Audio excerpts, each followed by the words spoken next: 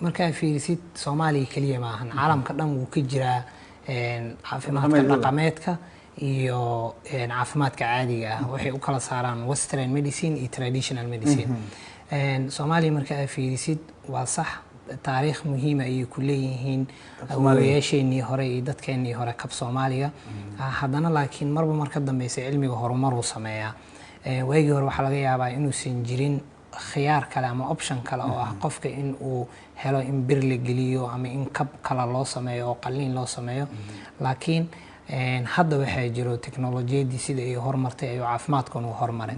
marka taariikh muhiim ah ay dadka kabka sameeya waagii hore ilaa hadda uu leeyihiin laakiin waxaan rabaa inaan bulshada baraarujiyo laba qodob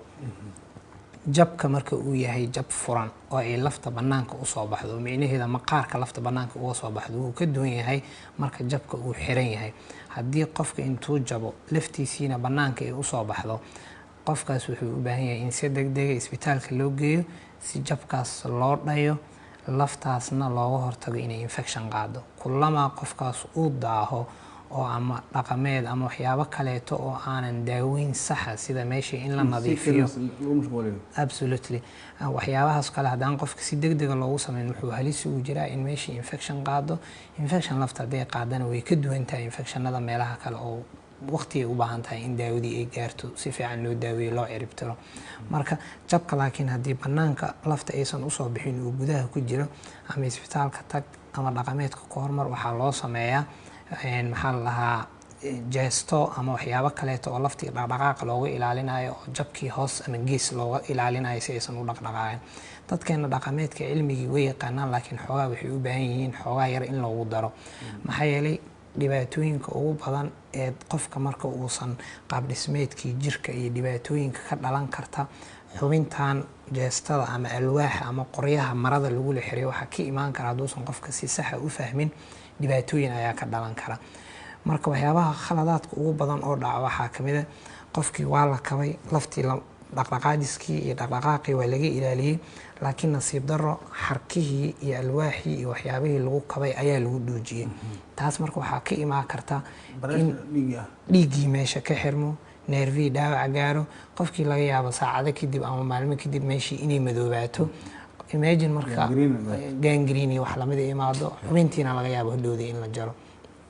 xaqiiqatan waa wax isbitaalo badan aan ku aragno fursadana aan uga faa'iideysanayo shirkeena dadka aan rabno inay nagala qayb galaan waa dadka dhaqameedka ah waa dad walaalaheena waxaan rabnaa kulligeen ujeedkeena waxay tahay bukaanka Soomaaliyeed iyo qofka Soomaaliyeed inaan wada daaweyno wada badbaadino waxaan ku casuumeynaa shirkeena si ay nooga qayb galaan nala arkaan uga barano wax ay yaqaanaan annagana aan ugu faa'iideyno khataraha sidii loo yareyn lahaa oo bukaanka uu uga badbaadi lahaa in lug ama gacan la kabi kari lahaa si badqab ku jirto inuu dhaawiciisii ka daro hadhowdiina la jaro marka khatarada ugu badan marka oo labadii daaweyn way jirtaa sida hadalka aan ku bilaabay oo ah kab dhaqameedkii iyo kabkii caadiga ahaa ama qalliinkii midii loo sameyn lahaa marka waxay ku xiran tahay meesha jabka uu ka jiro jabka noociisa daada qofka iyo waxyaabo badan waxyaabahaas oo dhan marka iyadoo la fiirinayo ayaa waxaa la dhahaa jabkan waxaa ku haboon maxaa la dhahaa qalliin ama jabkan waxaa ku haboon kabniinka dhaqameedka ay sameeyaan ma jira ma dhaheeno waa jira waa nooc kamid ah caalamka dhan laga sameeyaa laakiin khataraha ku xeeran oo ka imaan karta in bukaanka waxaas lagu dhuujiyay ama sida khaldan jabka soo wuxuu leeyahay meelo ay adinkaas ama laftaas ay ka dhaqaaqdo haddii aanan meelihii dhaqdhaqaaqii laga xanibayay ee immobilizationka loo sameynay aan laga sameynin waxaa laga yaabaa jabkii si khaldan inuu u raysto inuu raysashadiisii ay daahdo ama haddii dhibaato ka weyn ay jirto sida laftii oo banaanka taalo oo kale haddii markii iyo xarig lagu xirxiro waxaa laga yaabaa infection inay qaado waxyaabahaas oo dhan xoogaa halisyo badan ayaa ku xeeran marka insha Allah waxyaabaha shirkeena lagu soo bandhigi doono laga doodi doono oo gaabiska jira lagu soo bandhigi doono sideen looga gudbi karaa caqabadahaas annagoo iskaashanayna dhammaanteen aan noqono xirfadlayaashii ama aan noqono dadkii kaleba insha Allah waxyaabaha 6 June ka doodi doono ka mid tahay